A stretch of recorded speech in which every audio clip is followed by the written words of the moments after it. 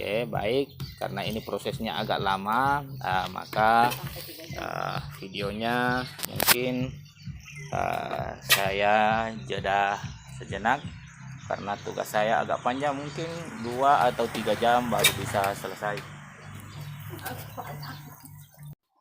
Baik, sambil menunggu proses sampai ke menjadi minyak goreng, saya jelaskan sedikit tentang risiko-risiko yang mungkin muncul mulai proses awal sampai selesainya proses menjadi minyak goreng. Pertama adalah dengan menggunakan kampak seperti ini, tentu ada tantangan, ada risiko tersendiri yang dialami.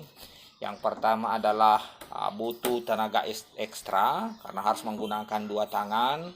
Kemudian yang kedua adalah risikonya bisa saja ketika memukul batok kelapa itu agak miring sehingga hasil patahannya tidak begitu bagus, atau bahkan mungkin bisa berulang kali baru bisa terbelah. Kalau hasil pukulannya bagus, semestinya 1 kali pukul itu sudah langsung terbelah. Kemudian yang kedua, proses pemisahan isi kelapa dari tempurungnya, ini juga ada tantangan tersendiri atau risiko yang mungkin bisa diterima bagi pekerjanya. Yang pertama adalah dengan sistem pegangan seperti ini, maka risikonya tangan pada bagian ini atau pada bagian ini atau pada bagian sini memungkinkan untuk terjadinya lecet-lecet atau bahkan mungkin bisa berair. Kemudian risiko yang kedua dengan alat manual seperti ini, ketika kita membuka memisahkan isi kelapa dengan tempurungnya, bisa saja salah tekanan sehingga itu bisa mengarah kepada tangan yang bisa berakibat luka pada pekerjanya. Kemudian proses yang ketiga adalah pemarutan dengan menggunakan mesin yang agak manual, bisa juga berakibat tangan itu tersentuh parut kelapa sehingga juga bisa berakibat lecet pada jari jemari bagi pekerjanya. Kemudian pada proses yang keempat itu pemisahan santang dengan ampas kelapanya. Risiko yang muncul atau tantangan terberatnya adalah bolak-baliknya turun dari tempat pemerasan santan kelapa sampai memisahkan dengan ampasnya, itu bikin capek yang luar biasa. Kemudian proses terakhir adalah proses selanjutnya adalah ketika dimasak dengan membutuhkan waktu yang begitu lama. Disinilah hebatnya yang namanya kelapa.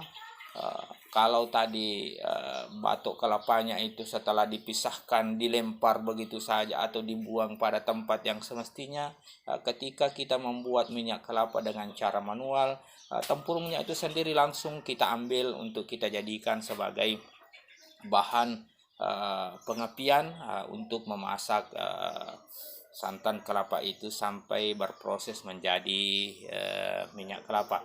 Dan risiko tantangannya adalah yang pertama tentunya karena kita bergelut dengan api, tantangan pertama adalah rasa panas yang kita rasakan selama proses sekitar 2 atau 3 jam.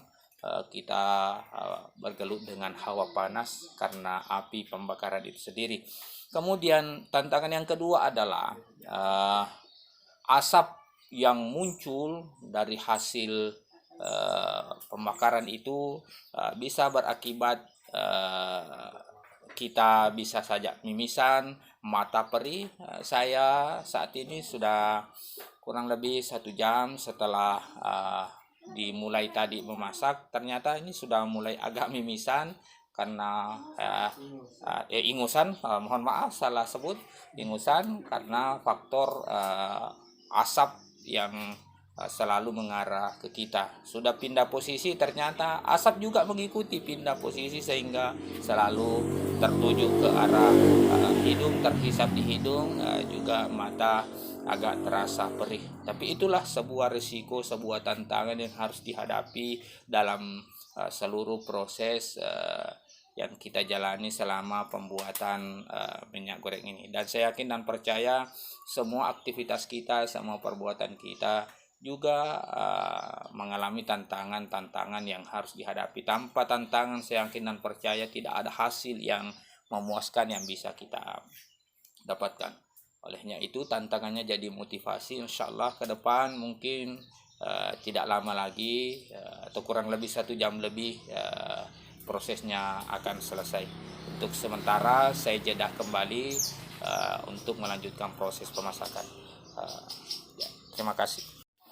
Sudah tiba pada kondisi seperti ini, ternyata masih ada satu risiko yang cukup menantang.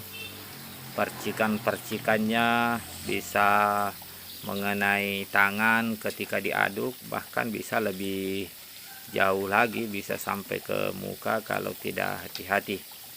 Nah, ini sekarang yang seperti ini yang enak sekali untuk dicocol-cocol dengan ikan bakar, ikan kering bakar. Tapi karena ini bulan suci Ramadan dan masa puasa, hanya sekedar diperlihatkan saja dan tidak untuk dicoba. Yang penting yang seperti ini agak maknyus gitu loh. Kita lanjutkan prosesnya. Ini minyaknya sudah mulai keluar, tapi masih terlihat berwarna agak keputih-putihan karena memang masih membutuhkan beberapa saat lagi untuk proses menjadi minyak yang bisa dipakai untuk menggoreng dan lain-lain sebagainya. Posisinya minyaknya sudah terlihat agak bening dan percikannya semakin kuat sehingga harus ditambah panjang alatnya untuk mengaduk minyak ini. Kemudian disinilah tantangan terberatnya, karena tidak boleh berhenti terlalu lama untuk mengaduk karena bisa saja kena detik gosong. Bisa saja gosong kalau terlambat, dan bisa berakibat wajan yang kita pakai ini bisa saja bocor bagian bawahnya sehingga semuanya tumpah, minyaknya tumpah ke bawah. Begitu juga dengan risiko asapnya yang semakin pedis terasa, berakibat ini sudah terlihat mulai ingusan dan mata sudah semakin perih, karena tidak boleh terlalu lama atau terlalu jauh meninggalkannya. Paling hanya 1 menit 2 menit ditinggalkan, harus diaduk lagi. Bahkan terlihat 30 detik ditinggalkan sudah ada yang mulai kekuningan. Seperti ini guys, ini ada kekuningan karena tadi saya agak terlambat sedikit mengaduk sehingga seperti itu hampir gosong, sehingga saya harus standby untuk melakukan pengadukan terus-menerus sampai prosesnya selesai. Untuk sementara seperti itu dulu, kita cek lagi videonya supaya durasinya tidak terlalu lama.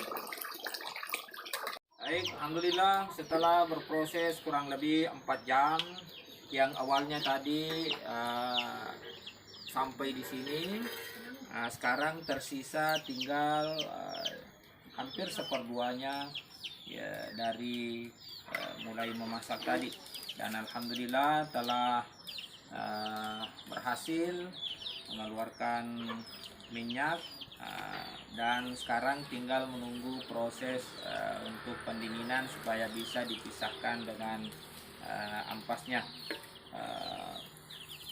Minyak kelapa ini diproses, diproduksi di Desa Woronge, Kecamatan Sabang Paru, dengan kelapa asli juga dari Desa Woronge, Kecamatan Sabang Paru ini.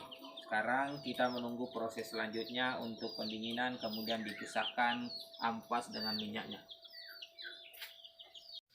Proses pemisahan minyak dengan ampasnya. Ini juga sementara dibungkus untuk diperas kembali pada alat pemeras manual, seperti ketika dipisahkan santan dengan ampasnya. Ya, dimasukkan pada posisi penjepitnya, kemudian maka mengalir minyak. Nah, ini sama seperti tadi, harus agak kuat-kuat tekanannya sehingga lebih besar yang menekan lebih bagus. Nah, dulu juga terkadang 2 orang, 1 di depan, saya tambah 1 orang di belakang, tapi ini cukup 1 karena tidak terlalu banyak yang dikerjakan hari ini.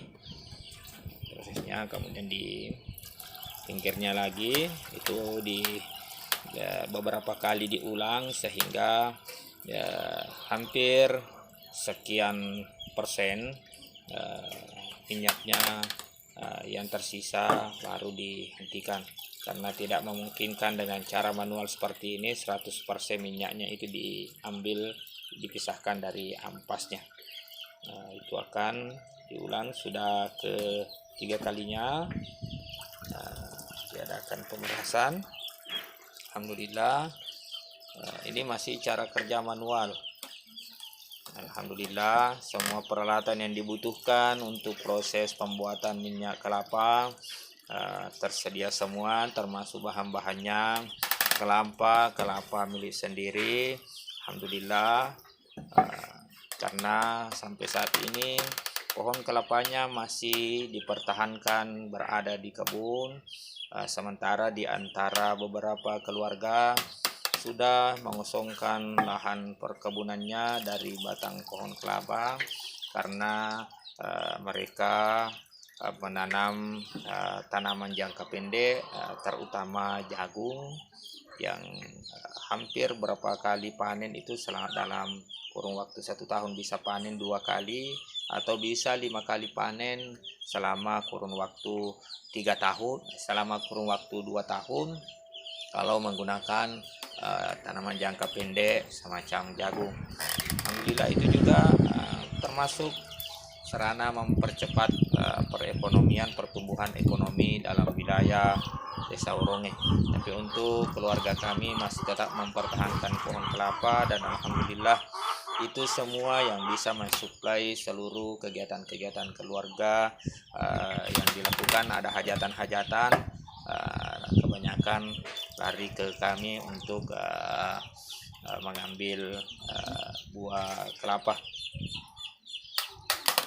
Ini sudah kesekian kalinya diputar, kemudian putar lagi sampai tidak ada lagi yang terlihat merembes turun ke tempat penampungan. Selama masih ada yang terlihat keluar, maka itu dilakukan terus, prosesnya diputar terus, diputar. Nah, ternyata masih ada, itu jelas terlihat mengalir, ya masih ada, sampai kepada tetesan terakhir. Kita akan saksikan prosesnya untuk 1 kali putaran ini, karena ya alhamdulillah sudah selesai, dan itu dibuka ampasnya, kemudian itu masih akan diulang untuk proses selanjutnya, karena masih ada di wajan, sisanya mungkin masih bisa 2 kali proses untuk pemisahan ampasnya. Namun barangkali yang perlu saya jelaskan, ini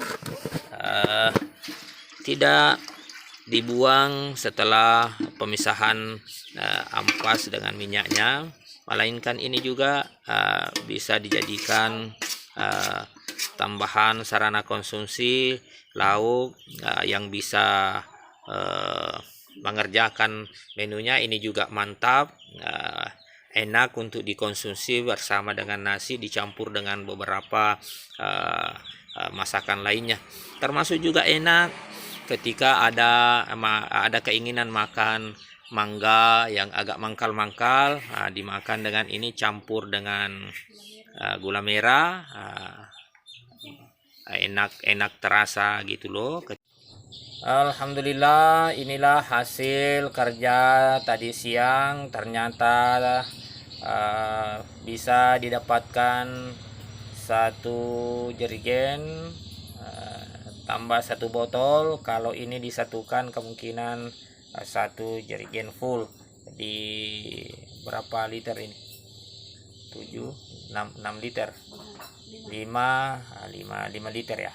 5 liter. Alhamdulillah, dari jumlah kelapa 50 yang sempat dikerjakan tadi siang, alhamdulillah dapat hasilnya seperti ini. Dan inilah season terakhir dari durasi video yang sempat saya jadikan tutorial dalam pembuatan minyak kelapa dalam upaya mengantisipasi kelangkaan dan mahalnya minyak goreng yang ada sekarang ini. Assalamualaikum warahmatullahi wabarakatuh.